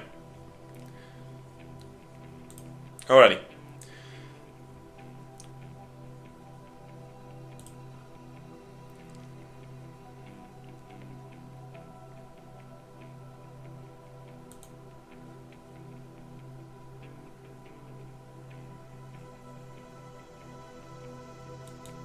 Hello and welcome to 40k Rants Live. We have people in chat here. Say hello, chat. If you're here live to discuss this question, and the brief we're talking about today is why is it cool to hate on the Ultramarines? I have a few ideas here to go over in my own mind, and of course in the videos we go through. I will also be reading from chat as we go through and discuss just why. It seems pretty goddamn cool to actually hate on the Ultramarines and not like them very much. I have 5 points that I want to make during this video. The first one is about jealousy. Alright? Now, a lot of Ultramarines fans will say, you know, Ultramarines, we are the poster boys of 40k, we're on all the box art, we're the ones who represent Space Marines and the Imperium, most of the stories are about us because we're awesome, and you're all just jealous. Now, there's something to be said about that. I actually think that's kind of true. I think a lot of people are kind of jealous about Ultramarines, if I'm going to be honest with you, because we all wish that Games Workshop would give our faction as much love and care and attention as they seem to give to the Ultramarines. But I've also seen people in chat say before that they like the fact that Games Workshop don't give them any love and attention because they can't write worth a damn. But that is neither here nor there. But I understand why that jealousy is a thing. I absolutely understand why people would say, why do you get all of those things to yourselves, right? The second point I'd like to make is that they're bloody everywhere. You cannot shake a dead cat without hitting an Ultramarine. When there's anything going on in 40k that's worth his salt, the Ultramarines are going to be there. They're going to be around, they're going to be doing things, and they're probably going to be affecting all of the ins and outs of the Imperium as it goes on. You know, let's have a little look-see at our chat just to see what people are saying about the Ultramarines. Gertie says, no, you're wrong. Okay, fair enough. Dirty makes a really cool point, though. He says, because they lost their character, models, and lore. Look at the Ultramarines, look at the Death Guard. One of them is afraid to dream. Yeah. Yeah, okay, alright, okay. Jeffrick says, to be fair, them being overused as Games Workshop's branding and relentlessly pushing at the point of sale by the ground troop staff is also a big factor. It's like rolling your eyes at a Real Madrid fan. I've noticed this. There is a lot of football nuance when it comes to talking about Ultramarines and why they're so popular, right? Yeah, I also thought that before. A lot of the big teams will say, you don't like us because you're jealous of our success, you're jealous of all the things that we get. But there are a lot of other fans out there of other football clubs who are a lot smaller who say, I'd rather not support you, I'd rather support my team and suffer because it means that my wins are worth more than yours. I absolutely cherish my wins a lot more than you cherish yours. There's something to be said for that. Can you imagine being a Carcharodons fan and finally getting those Red Tithe books? Do you know what I'm saying? You know, that must have felt good as a Carcharodons fan. You must have felt like, oh my god, this is amazing, right? I don't know.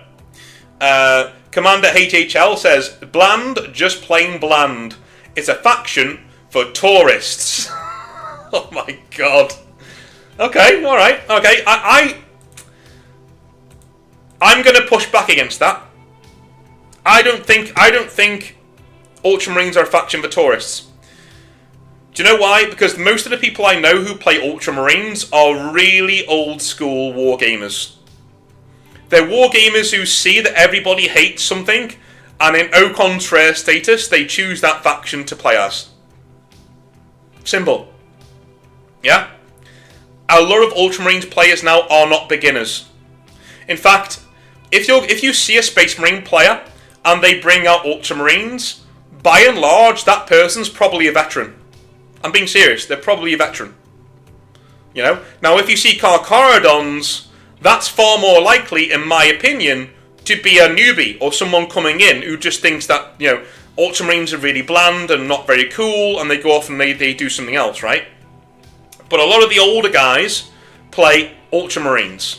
Justin says he's talking about me. Yeah, there we go, right?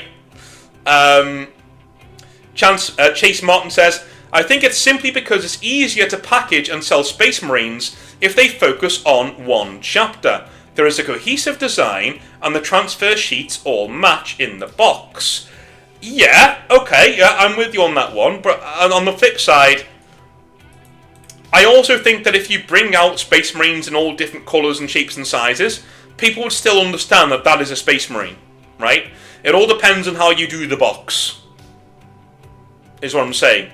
You can have the Space Marines be different colours on the front of the box. It doesn't, in my opinion, it doesn't really matter. I get what you're saying. I do. And it's part of my brain that's rebelling against my own reasoning and saying, listen, you know he's right. You are kind of right. Yeah, you're kind of right. In terms of marketing, it is much easier to say, these blue guys are Space Marines. Right? That's what Space Marines are. You know? Sergio says, lots of plot armour. You will get into that in a minute. Brandon says, it's the most sterile chapter to push toy soldiers on little Timmy. And Jethrick says, you've got a point there for sure. It's similar with the Wolves too. If it's not a cringe stereotype, a Wolves player is usually a 40-year-old bloke with a beard. There's little in the middle. Yes, exactly. I've noticed this about Ultramarines players a lot.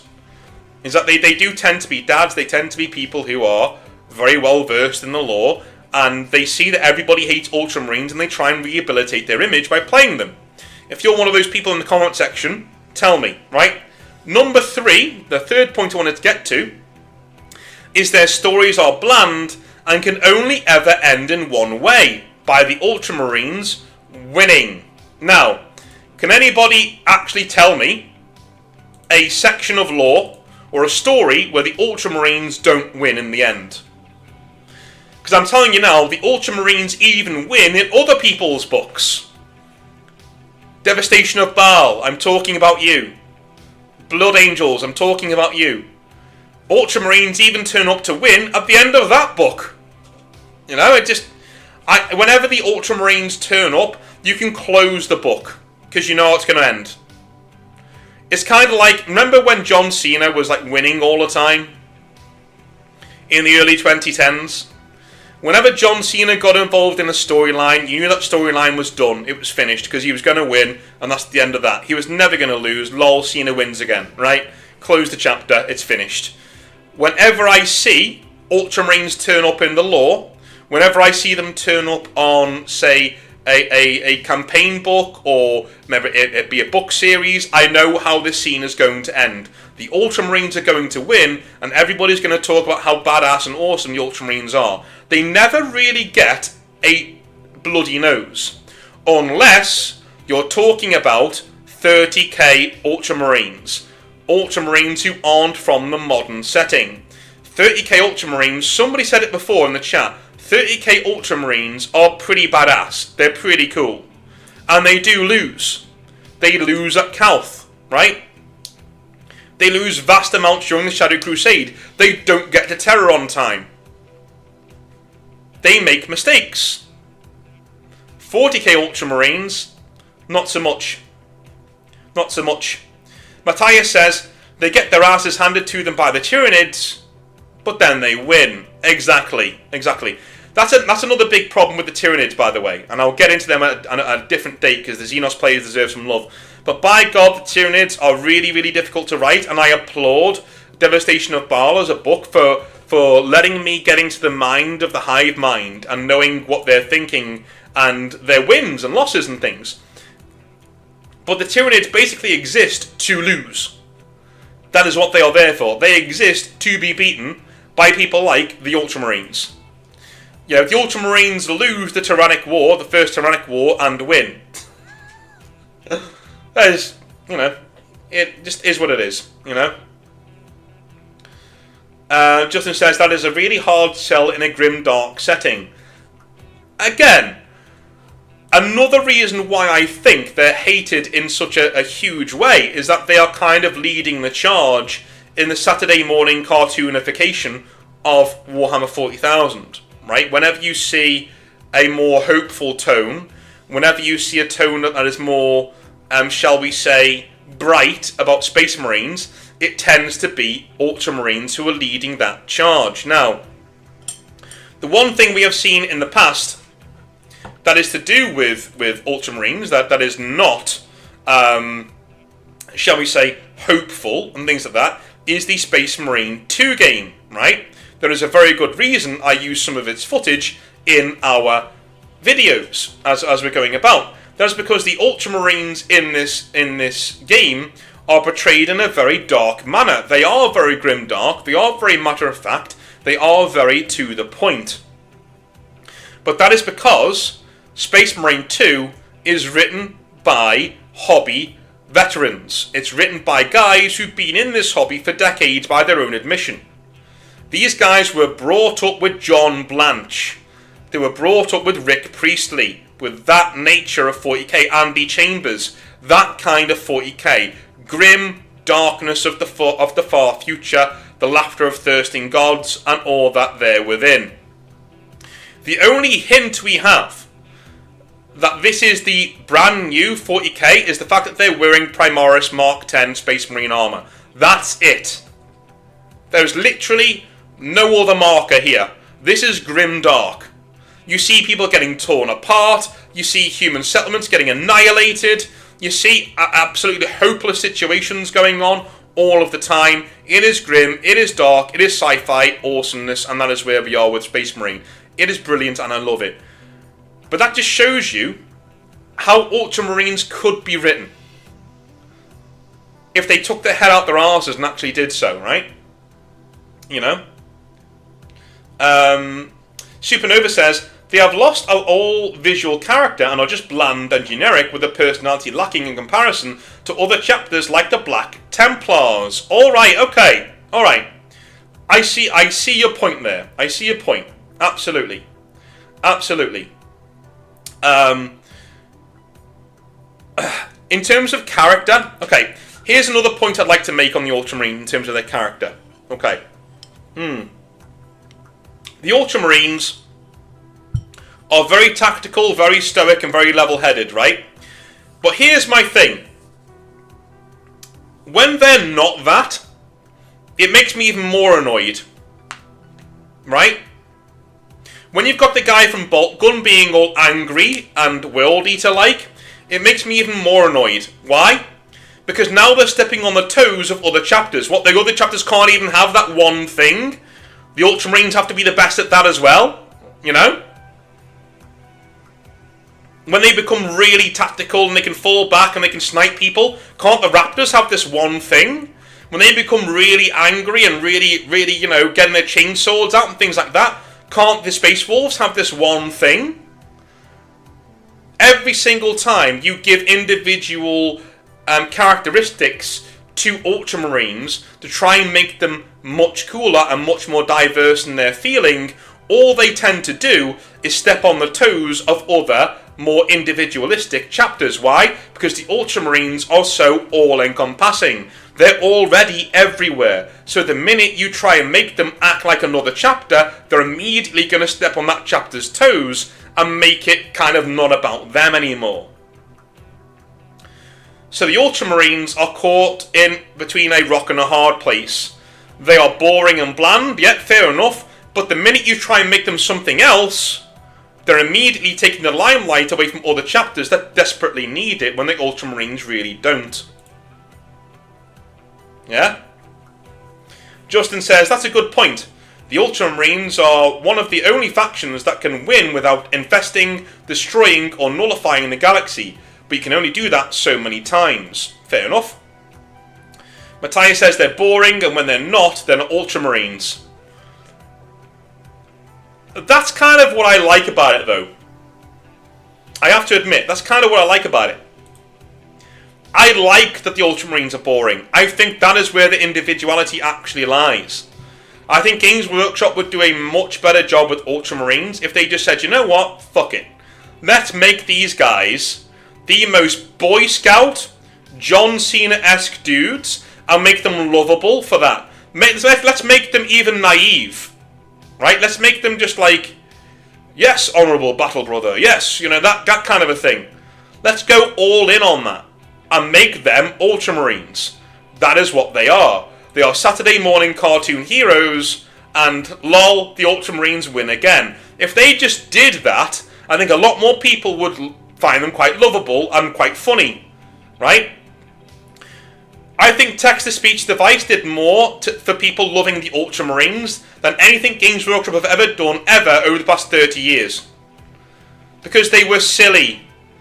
They never lost, and that was part of their character. They just never, ever lost.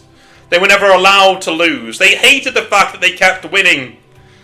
That was funny. They lent into it. I'm not saying Games Workshop should make them a meme, but definitely lean into the fact that they're the main characters, right? Maybe even give it some sort of a warp thing where, you know, they believe so wholeheartedly in their own superiority that the warp just makes it happen. Do you know what I mean? The kind of human orcs. The Ultramarines are so single-minded that they act kind of like orcs. They become more powerful. They become unbeatable because they just truly believe they're the main characters in this story and they can't be beaten. That's more interesting than whatever you're trying to do now and giving them more individuality when all you're doing is stepping on the toes of other chapters. Wow, I was speaking fast there. I got into a flow. Whew, that's a flow state. Commander says, Ultramarines aren't that bad, at least they aren't Tau. Spits on the ground. Alright, fair enough, fair enough. They do make the perfect poster boys. Did Games Workshop just get something right? Well, yeah. Yeah, I think if you're going to choose a poster boy faction of Space Marines, the Ultramarines are a good pick, in my opinion. Matthias says, that's why they're great on the tabletop. No cringe, gimmicky crap. Yeah. We are the Indiana Jones of 40k, we always win. Well, it's kind of lovable, right? It's like when Dritz de Worden turns up. We're safe. Dritz never loses. Do you know what I mean? The same thing of when the Ultramarines turn up. We're safe. Ultramar, they never lose, right? You know? Number 4 was their hogging of the limelight means we see little of the other Marines. Now, this is very, very true. Linking into my last point. The more the Ultramarines are on screen, the less we see of everybody else. Apart from this devastation of Baal, okay, this is a message for chat. apart from Devastation of Baal and the Carcharodon books, when was the last actual novel you read about Space Marines that wasn't to do with the Ultramarines or an Ultramarines successor chapter? I'll wait. I will wait. Literally, I will wait. YouTube will also wait. By the way, YouTube, if you don't like waiting, then make sure you come on Sunday to one of our live streams where you can be involved in making these very videos. Little wink for you there. Supernova says, if the Ultramarines are always perfect, maybe give them the motivation to find an army or fight that will actually test them. Something like One Punch Man. Yeah, cool, cool. Commander says, did North make a Smurf reference with that Saturday morning cartoon line? The Lion, Son of the Forest. That is a Primarch novel, not a Space Marine novel. Moving on. That is a Primarch novel about a Primarch. It has some Space Marines in it, but it's 90%, or maybe even more, about the Lion, right? It's a Primarch novel in all but name. No, but it actually is a Primarch novel. Okay, so we can't say 30k books, we can't say Primarch novels. They're about Primarchs. It is a good book though, I agree. Very good book.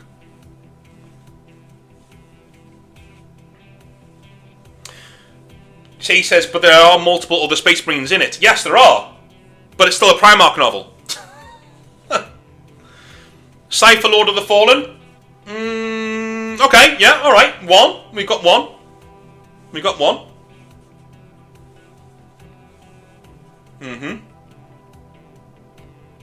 So does the Night Lord trilogy not count? It does, because there's no Primarch in it. That's the one I was hoping somebody would talk about. Right, okay. So the Night Lord's trilogy was, in my opinion, the last big series of Space Marines that was not about Ultramarines. The last big one, right? Of course, you know, Carcharodon's all there, right? But there wasn't a big series. They were pretty small novels, right? So Night Lord trilogy. When did those come out? Night Lord trilogy. Release dates. Let's see. Night Lords series. 2010, 2011, and 2012. 15 years ago. That is where we are. 15 years ago. 1-5. For the past 15 years, Ultramarines have utterly dominated the novel market when it comes to Space Marines. You know, Spears of the Emperor, you know, Ultramarine successors. Are Size of the Emperor Ultramarine successors? I swear they are. Of the Emperor, I swear they are. Let's see. I think they are. Yeah, Ultramarine successors. Size of the Emperor, Ultramarine successors. So every single successor chapter you see with one of these novel series is an Ultramarine successor. Iron Snakes. The Iron Snakes. Are Iron Snakes? I bet they are. I bet they bloody are. Who was the Ultramarines? I'm telling you, the last 15 years, they've dominated every single bit of recourse and media on Space Marines. And that is a big shame. A very big shame. The one thing I know people didn't talk about was the War of the Beast novels. Alright? War of the Beast. Those are books with the Imperial Fists in them that don't really have Ultramarines in them. So I think that is one big thing. That is one big series that came out. But even then, the War of the Beast, I would say it's mostly about orcs.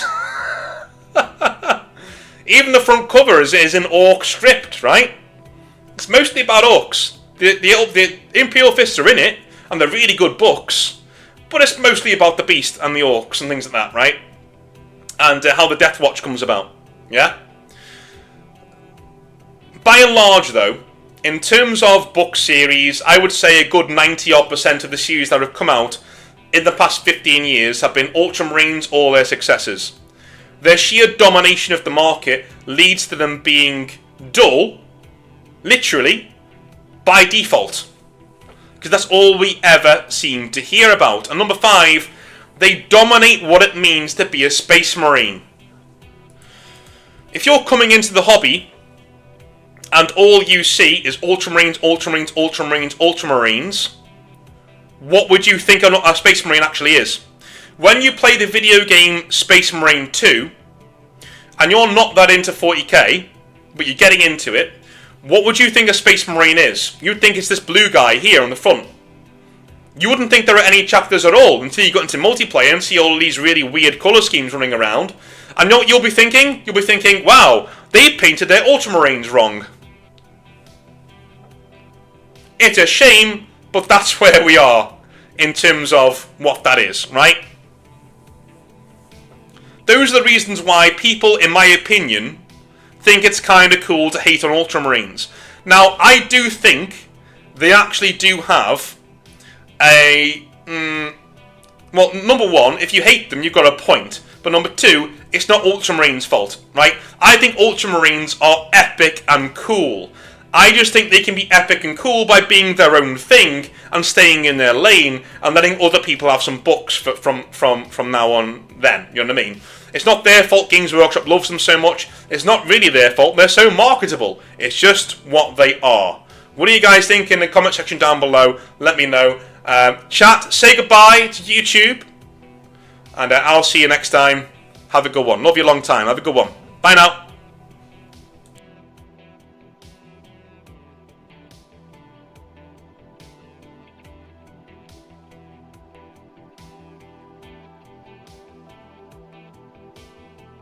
There you go.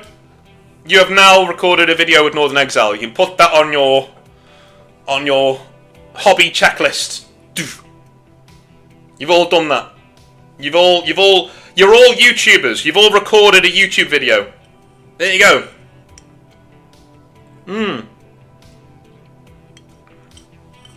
You've all literally recorded a YouTube video. Badass.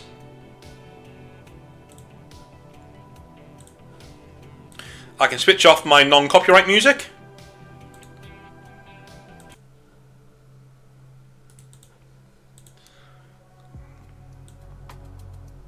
There we go.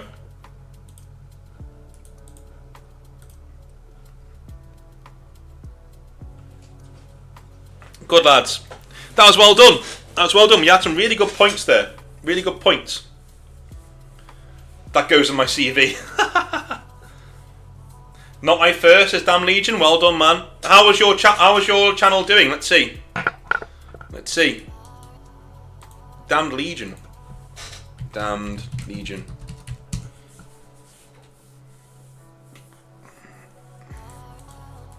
Whack your. I give you permission to whack your channel in the chat, dude. I'll share it if you've got a channel. Shay says, North, would you be irked if you found out your favourite army was getting insanely popular? It's something I've noticed a lot in the community. No, I'd love it. If Grey Knights got really popular, I'd love it. No, it'd be fine. It doesn't threaten me, dude. I don't care. It doesn't threaten me, you know? It just doesn't threaten me. I don't care. If they came out tomorrow and they said all Grey Knights are women, do you know what? I'd be happy. Do you know why? Because I've got content for the next 6 months. That's the only way it would affect my life in the slightest. Because Grey Knights are what I think they are, dude. The hobby's mine. Right? My hobby is mine. They don't get to dictate. Games Workshop don't get to dictate how I feel about my army and what I have in my headcanon. So they could literally come out tomorrow and say, all Grey Knights are female. I'd be like, ha ha ha, brilliant. 6 months of content for North. I'm going to eat well this year. That's what I'd be thinking. Wouldn't bother me at all. Because it's mine. Right?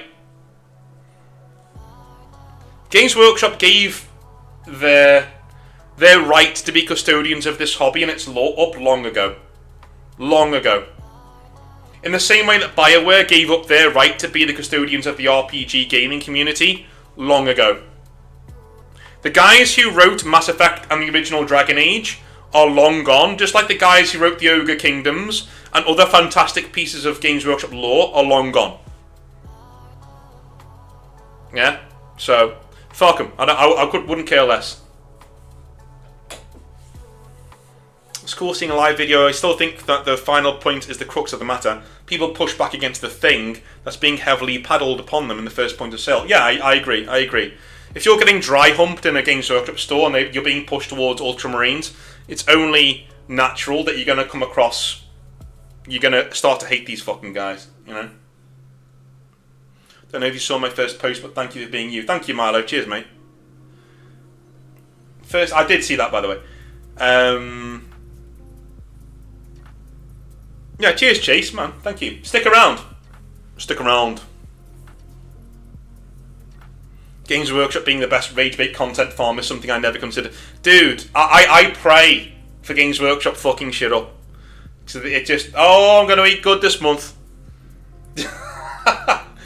I know this isn't my job. Like, this is like you know, but more pocket money is always welcome in the North household, put it that way. You know? Like, you can sort of tell, like, how much controversy is going around Games Workshop with how many takeaway dinners me and the missus are eating.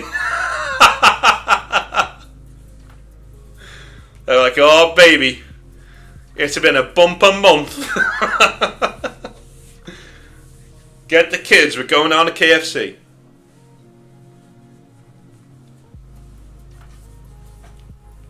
Cadia stands, the Emperor lives, and Northern Exile is in command here. Yeah, cheers, Commander. Cheers, man. Cheers. Alright, it's 9:15. I'm gonna leave it there. I am absolutely knackered, so I'm gonna leave it there. I love you a long time. I will speak to you very, very, very soon. Alright, have a wonderful rest of your evening. Tomorrow's video is a Hobby Nightmare, and it is on a blue-haired weirdo ruins a store manager's day. That's going to be fun. That's going to be very, very fun. I may as well give you a preview of the old thumbnail whilst you're here. There you go. There's Monday's thumbnail. And you will all be appearing on Tuesday's video, so make sure you check that out. Make sure you check that out. And we'll be back again for more Hobby Nightmares on Monday. Oh, sorry, on Wednesday. I'll be recording those tomorrow. Alright? Alrighty. You have a wonderful evening. Stay safe, everybody. And I'll speak to you soon. Have a good one. Bye now.